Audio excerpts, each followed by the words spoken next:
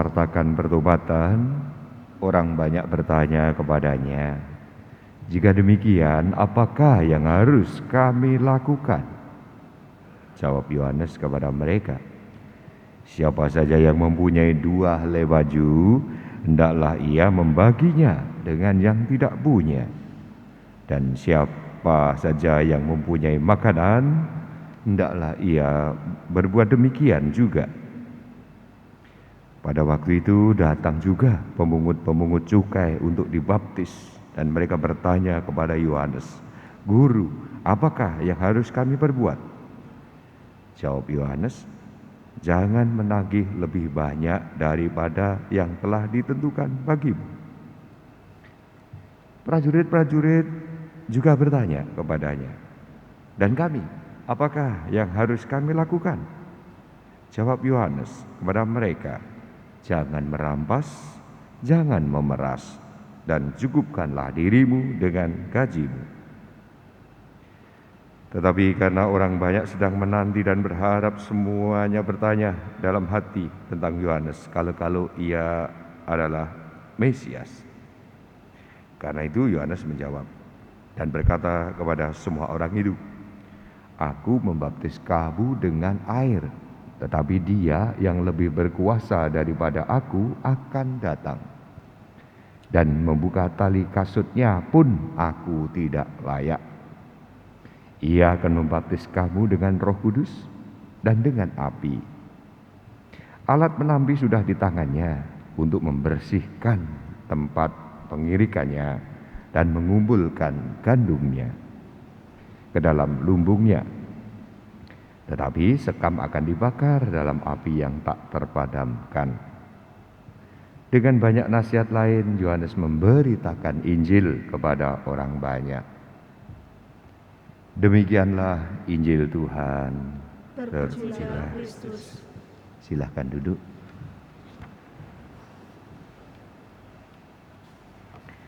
Bapak Ibu Saudara terkasih, kita sampai pada masa Advent kita yang ketiga. Warna lilinnya berbeda dengan warna lain. Ada misteri yang kita rayakan, ya. Ada Gaudete. Advent ketiga kita diajak sungguh bergembiralah. Ya. Banyak hal yang membuat kita gembira sebenarnya, ya. Tiap-tiap hari kita ini kan sering gonta-ganti perasaan gitu ya. Pagi tertawa-tawa, ya. Nanti agak siang cemberut, agak sore tertawa lagi, agak menjelang malam mungkin bersedih, ya. Mau tidur gembira lagi, ya semacam itu tentu. Nah, kita diajak untuk mempunyai kegembiraan, sukacita yang lebih mantap atau lebih bertahan begitu ya, bukan sekedar gerakan-gerakan perasaan, tetapi ya perasaan yang mendalam, punya di dalam hati kita. Misalnya ada sukacita, situasi boleh berubah, situasi boleh tidak menyenangkan, tapi kita punya sesuatunya. Alasan sukacita ini yang kita mau diajari atau dibantu oleh Yohanes Pembaptis. Dia di padang gurun itu mewartakan Injil dengan caranya. Caranya dia di padang gurun, kemungkinan murid-murid yang datang padanya memang orang yang sudah siap meninggalkan ramenya dunia begitu ya. Orang-orang yang sudah menyepi, mungkin calon-calon rahib, orang-orang yang sudah malas urusan dunia begitulah, yang pergi ke padang gurun. Nah, mengajarinya mudah karena sudah berangkat dari rumah itu pengen hidup khusus kayak gitu kan. Tapi bagi kita yang masih bersama-sama dunia begini ya, baik, tapi kita tetap ajaran tentu isinya tetap sama, kegembiraan di padang gurun dengan sukacita yang boleh kita alami, dasarnya tentu sama, yaitu begini. Sukacitanya kita adalah kita ini tidak ada peluang selamat. Siapapun sebenarnya diceritakan gitu kan, kisah bacaan pertama, kalian akan dihabiskan oleh sebenarnya waktu itu Nebukadnezar ya. Yerusalem ini akan dihabiskan, akan diratakan, tidak ada kesempatan lagi. Kalian ular-ular beludak tidak akan selamat, kan gitu. Tapi Yohanes memberitahukan ya, sikap Allah. Ada celah, ada satu peluang, ada kegembiraan yang membuat kita yang harusnya tidak selamat ini menjadi solusi, menemukan jalan keluar, yaitu dengan cara kalian harus merendahkan diri. Titik. Kalau masih begini-begini saja gitu loh. Yohanes itu mengatakan kalau kalian masih begini-begini saja tidak selamat. Gerakan yang harus kita mulai punya adalah mulai merendahkan diri. Berhadapan dengan yang ilahi, berhadapan dengan yang namanya Tuhan, berhadapan dengan namanya yang kuasa Allah itu merendahkan diri. Seperti Yohanes lakukan juga. Aku melakukan ini, hebat. Yohanes itu orang hebat. Ya, guru-guru rohani, guru-guru spiritual datang padanya. Tidak diajari hal yang muluk-muluk, hanya diajari aku membuka tali kasutnya tidak pantas. Yohanes. Sikap ini nanti diamini oleh Tuhan Yesus. Itu sangat baik untuk kita ya, belajar merendahkan diri itu untuk Anda dan saya tentu saja ya. Yesus menegaskan bagaimana atau rendah hati itu atau merendahkan diri itu. Seperti anak yang hilang itu. Ngerti sebenarnya posisi kita itu anak. Tapi merendahkan diri karena kondisinya itu, Bapak, aku ini tidak layak lagi disebut anak Bapak. Tapi dia berani pulang, ini yang penting. Tidak pantas, aku ini udahlah. Satu-satunya jalan memang pulang. Nanti kalau pulang saya akan ngomong, Bapak, saya telah berdosa terhadap Bapak. Saya tidak layak jadi anak Bapak. Nah, lalu Tuhan Yesus beri gambaran bahwa ternyata Bapa yang berinisiatif, dia memeluk kita, memantaskan kita, mengganti jubah kita. Tuh rendah hati itu seperti itu. Ya bangga, dalam sisi lain bangga aku ini orang Katolik itu anak Tuhan. Saudara-saudaranya Yesus begitu ya. Oh iya, tapi tetap bahwa aku ini tidak layak. Atau sikapnya diamini juga oleh Tuhan ketika berada dalam rumah Tuhan begitu ya. Ada satu yang berdoa, orang Farisi, aku sudah berpuasa seminggu 2 kali, aku sudah beramal, aku memberikan persembahan, perpuluhan, persembahan buah sulung, persembahan bakaran dan sebagainya, beramal pada fakir miskin dan janda-janda, sebutkan semua.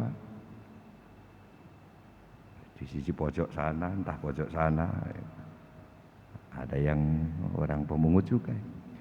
Tuhan, aku ini kepeksa ke sini ini, gitu ya. Saya masuk gereja ini terpaksa. Sebenarnya saya ini tidak pantas, tapi tak berani-beranikan. Ya Yesus katakan, dia berkenan pada yang itu. Ya, ketika orang merendahkan diri, tenang. Nah ini bagus ya. perjalanan berikutnya, prosesnya. Jangan terus merendahkan diri, tidak bangkit-bangkit, merasa kita ini sampah, merasa kita ini terbuang, merasa kita ini tidak berguna. Jangan. Ya. Di balik itu, setelah merendahkan diri, syukur yang penting. Kita tidak layak, tapi kita dicinta, kita diangkat. Yang muncul adalah bersyukur. Inilah gaudete-nya. Ya. Kita harusnya tidak layak, tapi kita dilayakkan. Dan kita bersyukur, bersukacita. Ini lebih lama sukacitanya, lebih mendalam, lebih kuat begitu. Proses berikutnya tentu ya setelah bersyukur. Nah, ini lalu gambaran bagus ya, ini tulis Santo Lukas. Sakeus turun. Sakeus pengen melihat Yesus. Sakeus pengen bertemu dengan Yesus. Dan kita orang Katolik begitu mudah ketemu Yesus. Tidak perlu lari-lari, tidak perlu panjat pohon, tidak perlu datang ke gereja, ketemu Yesus, gitu kan? Ketika Sakeus berusaha melebihi saudara-saudaranya, begitu ya, Sakeus turun, merendahkan diri, ya, diajak turun. Silahkan itu direnungkan, turunnya seperti apa? Dan buah rendah hatinya adalah merasa diri sepenanggungan, senasib dengan saudara-saudara yang lain. Kalau ada yang tak rugikan, tak ganti. Ya, kalau ada yang merasa aku peras, aku kembalikan 4 kali lipat. Itu, ya, jadi beda, gerakannya berbeda. Karena ini buah syukurku, aku melakukan ini menjadi senasib sepenanggungan dengan saudara-saudaraku. Karena dia sebenarnya juga orang Israel waktu itu, yang bekerja sebagai pemungut cukai. Ya. Hari ini Yohanes lebih jelas, ya. Buah rendah hati, buah syukur itu adalah hendaklah kalian merasa senasib. Jangan memeras lagi, ya. Jangan mempersulit saudara-saudaramu lagi, gitu kan. Gitu. Yang punya baju, ya, podo-podo masa udan gini ya mungkin tidak kering semua ya, bajunya cuma 1, 2. Yang punya lebih kasih, ya. Sama, kita semua bisa lapar, kasihan mereka yang tidak bisa makan, yang punya makanan bagi. Bukan karena apa ya, bukan karena kita punya berlebih, bukan. Kalau nunggu berlebih nanti tidak pernah terjadi. Ini adalah soal merasa senasibnya, bukan memberinya. Bentuk memberinya senasib itu ya meskipun kita punya separuh, ya, seperempat, gitu kan, diparuh lagi. Kalau merasa senasib demikian, tidak harus nunggu aku utuh 1, nanti kalau dapat lagi kamu ya itu boleh saja juga. Tapi bahwa semangat ini diberikan kepada kita, semangat senasib sepenanggungan. Nah, ini Yohanes sukacitanya begitu. Maka berkat malam ini tentu ya jadi sekaligus buah harapan Natal kita begitu, Bapak Ibu Saudara terkasih, supaya bahwasanya kerendahan hati syukur kita memang sanggup menggerakkan kita menjadi merasa senasib sepenanggungan. Yang punya jabatan, ya disebutkan tadi ya, yang punya kuasa, yang punya rezeki, tentu ada panggilan itu. Panggilan bahwa ini rezeki, dalam rezeki apa yang kita punya, apa yang kita wewenang kita dan sebagainya, ada unsur untuk saudaramu juga. Kita ini senasib sepenanggungan yang sebenarnya sama-sama tidak pantas. Kita bersyukur atas hal ini dan kita dilayakkan. Kita bersyukur bersama Santo Yohanes Pembaptis.